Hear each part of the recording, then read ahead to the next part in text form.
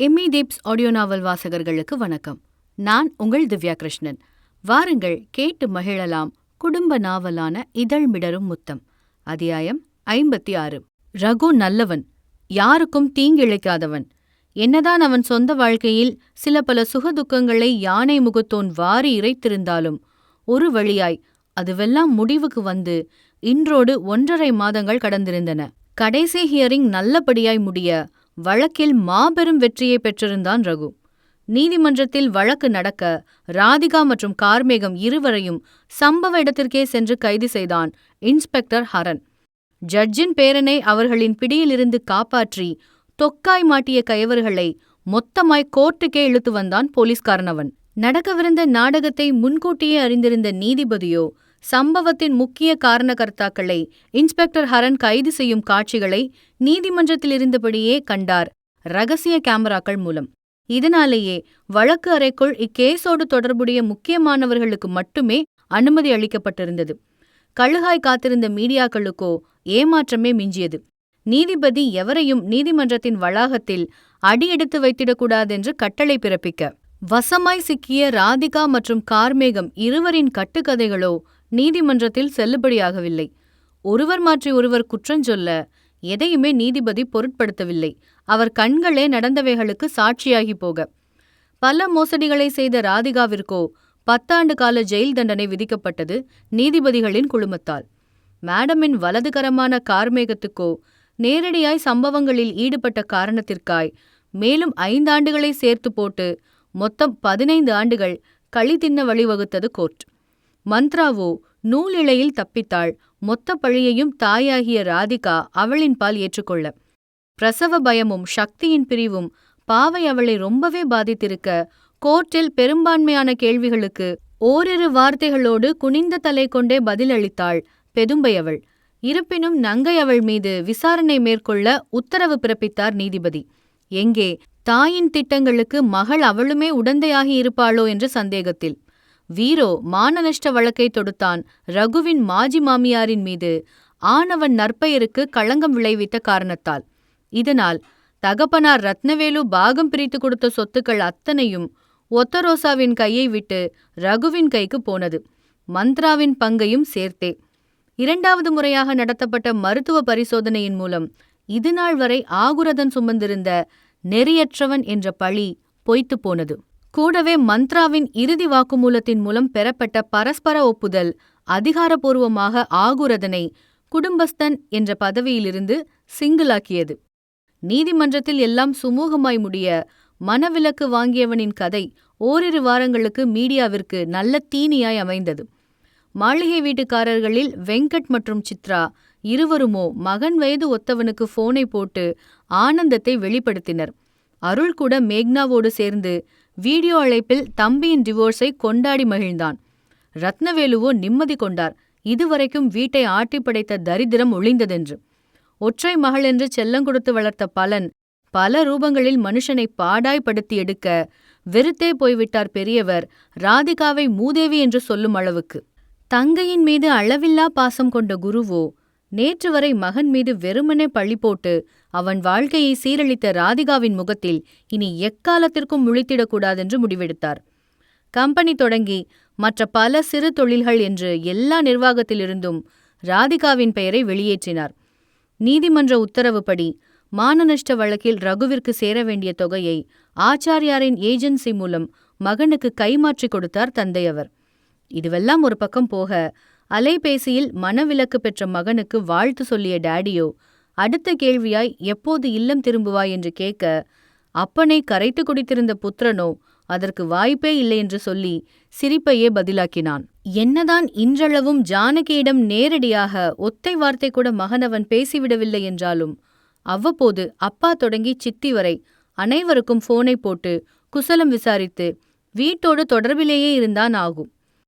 வீடு சின்னதா இருந்தாலும் ரொம்ப நேர்த்தியாவும் சுத்தமாவும் இருக்கு ரகு என்ற குரலில் சிந்தை கலைந்தவன் காஃபியை சில முடக்குகளில் வைத்து, என் ஒரு ஆளுக்கு இதுவே பெருசுதான் என்று சொன்னான் பால்கனியில் நின்றபடி மறையும் சூரியனை பார்த்தவனாய்.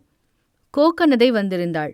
மாஜி கணவனை பார்த்திட ஓடோடி, அதுவும் அவன் சிங்கிளாகிய 1 மாதத்திற்கு பின்னாடி. வந்தவளை போடி என்று துரத்த ரகு ஒன்றும் மோசமானவன் இல்லையே. ஆகவே வரவேற்று காஃபி கொடுத்திருந்தான். காஃபியை நெட்டிய நாயகியோ விழிகளால் வீட்டை அலசி பின் அன்னநடை போட்டு ஆங்காங்கே பயணித்தபடியே ரசித்தாள் இல்லத்தை. மெய்ட் தினமும் வந்து கிளீன் பண்ணுவாங்களா, இல்ல வாரத்துல 2-3 நாள் மாதிரியா என்றபடி காற்றில் பறந்த சிகையை காந்தாரி அவள் காதோரம் சொருக, ஆமா, இது பெரிய மாளிகை, 2 கூட்டு கூட்டி ஒரு மாப் போட தனியா ஆளு வேறையா என்றவனோ சிரிக்க, அவனோடு சேர்ந்து சிரித்த கள்ளியோ இமைக்காது ரகுவையே பார்த்தாள். ஆகுரதன் 1 கிலோ குறைந்திருந்தான். ஹேர் ஸ்டைல் மாறியிருந்தது. முகத்தில் புது பொலிவு தொழிலின் முன்னேற்றத்தை பிரதிபலித்தது. இருந்தாலும் அவளுக்கு மிக பிடித்த ஒன்று நாயகனின் முகத்தில் இல்லாததைக் கண்டு மொய்குழல் அவளுக்கு வருத்தமே.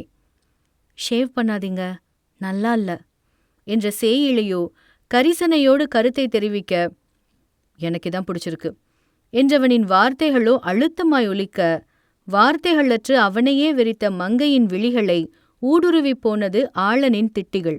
இனியெல்லாம் இப்படிதான் என்று தொடர்ந்தவனோ கபாலத்தை ஆகாயம் பார்க்க திருப்பி காஃபியை சில மிடறுகள் வைக்க, லோட்டஸுக்குத்தான் வதனம் பொசுக்கென சுருங்கி போனது. தாடிக்கார பொறுக்கி என்று செல்ல பெயரே ஆனவனின் ட்ரிம் செய்யப்பட்ட தாடியின் மீது அனங்கவள் கொண்ட ஈர்ப்பால் விளைந்தது என்ற உண்மையொன்றும் ரகு அறியா ரகசியமில்லை. இட்லி சட்னியாய் தம்பதிகள் இருவரும் மந்த்ராவின் வரவுக்கு பின் பின்னி பிணைந்த இரவொன்றில் ரகுவின் நெஞ்சில் துஞ்சிய வண்ணம் லோட்டஸ் சொல்லிய பிடித்தங்களில் இதுவும் ஒன்றாகும். ஆகவே தாடிக்கார பொறுக்கியின் இன்றைய பேச்சும் செயலும் தெரியலையின் கன்னத்தை சப்பு சப்பென்று அடித்த தாக்கத்தையே அவளுக்கு ஏற்படுத்தியிருந்தது. வலிக்காமல் இல்லை முற்றிலை அவளுக்கு. ஏமாற்றம் மிகுந்த வலியே மாஜியான காதல் மணவாட்டி அவளுக்கு. முதல் முறை ரகு தாரகையின் விருப்பத்தை துச்சமாக்கி எதிர்வினையாற்ற, அஞ்சான் சூர்யா போலிருந்தவன் இப்போது தாடி மீசை என்று மொத்தத்தையும் வழித்தெடுத்து வாரணமாயிரம் சமீரா ரெட்டியின் காதலன் போல் இருந்தான். ஆக பார்க்க ஒன்றும் அவ்வளவு கொடூரம் என்றெல்லாம் சொல்லிவிட முடியாது. இப்போதும் உருகி மருகி சைட்டடிக்கும் சுந்தரனாகத்தான் இருந்தான் தாடியற்ற பொறுக்கியவன். வழக்கு முடிந்த அடுத்த நிமிடமே ஓடினான் ரகு முடி திருத்தும் கடை நோக்கி. இதுநாள் வரை அவனை பீடித்திருந்த எல்லா பீடைகளுக்கும் ஒட்டுமொத்தமாய் சேர்த்து ஹேர் கட்டிங் மாற்றி தாடி மீசையை காணாமலாக்கி புதியவனாய் உருமாறினான். மறுநாள் வெள்ளிக்கிழமை இரவோ கோட்டுமலை பிள்ளையாரை காண சென்றான் தேங்காய் உடைத்து பிரார்த்தனை செய்ய. வினைகளை தீர்த்த விநாயகனுக்கு ஒரு கும்பிடு போட்டு திரும்பியவன் கண்களிலோ எதேச்சையாக சிக்கினான் மகேஷ். அட மச்சான், எப்பட்றா இருக்க, எங்க உங்கொக்கா என்ற ரகுவோ கிண்டலாய் சிரிக்க, அவ ஒன்னும் என் அக்கா இல்ல என்ற மகேஷோ வார்த்தைகளை இழுத்து கடித்து முறைத்தான் ஆகுவை. சரி, உனக்கும் வேணாம் எனக்கும் வேணாம், நான் அண்ணன் அவ அண்ணி, ஓகேவா என்ற ரகுவோ விடாது மகேஷை கலாய்க்க, அண்ணி, நோ வே என்ற மகேஷோ இருக்குமிடம் மறந்து மெல்லிய கோபம் கொள்ள, சரிடா சரிடா, சொல்லு, எங்க அவ, அந்த பக்கமா எங்கேயாவது போயிருக்காளா என்ன என்ற ஆகுவின் விழிகள் ரெண்டும் லோட்டஸை தேடிடாமல் இல்லை, இடையில் ஒற்றை கரம் இருக்கிய வண்ணம்.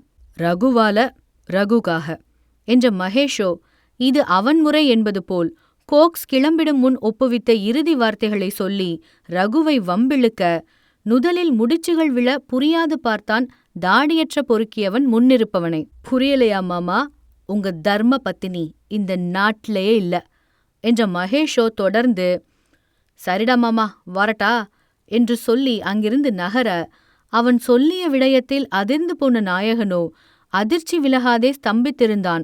யோசனைகள் பல சிந்தையை வலம் வர, எங்கே போயிருப்பாள் காதல் சீமாட்டியவள் என்றவன் மனம் கொண்ட கேள்விக்கோ, இன்பாக்ஸ் பாரடா மாமா என்று சொடுக்கிட்டு திசை திருப்பி பதிலளித்தான் மகேஷ். ஆனவன் அசைத்து காட்டிய அலைபேசியை பார்த்த ரகுவோ சட்டென அவன் பாக்கெட்டுக்குள் கை நுழைத்து அவனின் கைபேசியை வெளியில் எடுத்தான். ஃபோன் கால் இல்லை, டெக்ஸ்ட் மெசேஜ் இல்லை, வாட்ஸ்அப் கூட எதுவும் இல்லை. மகேஷை ஒருமுறை ஏறெடுத்த ரகுவோ டக்கென முகநூல் பக்கம் போக, மலர்ந்தது குழப்பமடைந்திருந்தவனின் முகம். எப்போது கோக்ஸின் மனசில் சிம்மாசனம் கொண்டிருக்கும் ரகுவின் இடத்தை எவராலும் பிடித்திட முடியாதென்று மகேஷ் உணர்ந்தானோ, அப்போதே தோழியை சைட்டடிக்கும் எண்ணத்தை கைவிட்டிருந்தான் ஆனவன். ஆகையால் இன்றைக்கு தற்செயலாக பார்த்த ரகுவிடத்தில் நண்பி குடியேறியிருக்கும் புதிய இடத்தின் முகவரி உட்பட அலைபேசி எண் வரைக்கும் மூஞ்சி புக்கின் உள்பெட்டியில் அனுப்பி வைத்து நல்ல நண்பன் என்ற கடமையை ஆற்றியிருந்தான் மகேஷ். பார்க்க பாவமா இருந்துச்சு, அதான். பொழைச்சு போடா மாமா என்ற மகேஷோ நக்கல் கொண்ட சிரிப்போடு சொல்ல, ரகுவோ காதலியின் நண்பனுக்கு நன்றியை இழைந்தோடிய முகிழ்நகை மூலம் தெரியப்படுத்தி மீண்டும் விக்னேஸ்வரனின் பக்கம் திரும்பினான். இத்துடன் இந்த அத்தியாயம் நிறைவடைகிறது. மீண்டும் அடுத்த அத்தியாயத்தில் சந்தித்திடலாம். தொடர்ந்து இணைந்திடுங்கள் எமி தீப்ஸ் ஆடியோ நாவல் சேனலில். நன்றி, வணக்கம்.